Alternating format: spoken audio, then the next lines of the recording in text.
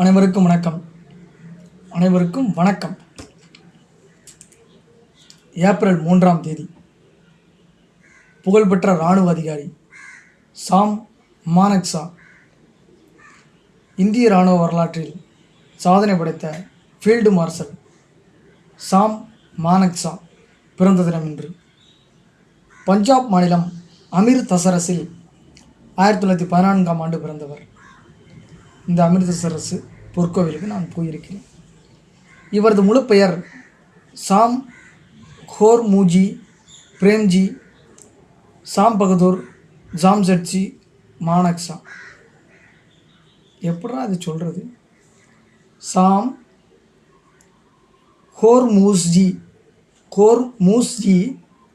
மூஸ்ஜி பிரேம்ஜி சாம் பகதூர் ஜாம்ஷெட்ஜி மானெக்ஷா.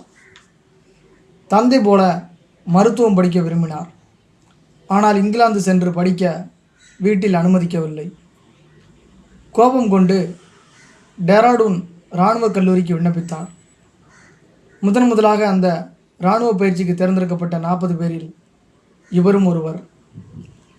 1934இல் இராணுவ சேவையை தொடங்கினார்.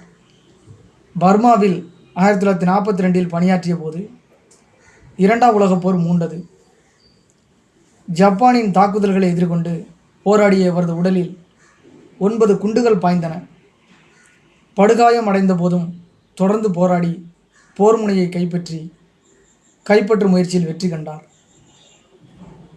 இவரை பாராட்டி பிரிட்டிஷ் இந்திய இராணுவ தளபதி டி கோவன் தனது மிலிட்ரி கிராஸ் பதக்கத்தை கழற்றி போர் முனையிலேயே இவருக்கு அணிவித்தார்.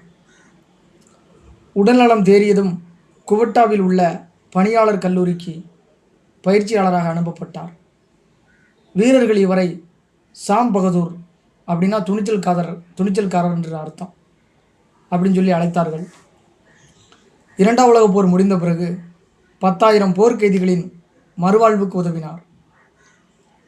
இந்திய பிரிவினைக்கு பிறகு 1948இல் காஷ்மீரில் ஊடுருவிய பாகிஸ்தான் இராணுவத்தை தனது அசாதாரணமான போர்த்திறன் வியூகத்தால் தோற்கடித்தார். 1962இல் சீன போரில் இந்தியா பின்வாங்கிய போது படைப்பிரிவுக்கு இவரை தலைமை ஏற்க சொன்னார் ஜவஹர்லால் நேரு. சீன படை மேலும் முன்னேறுவதை இவர் வெற்றிகரமாக தடுத்தார். 1969இல் இந்தியாவின்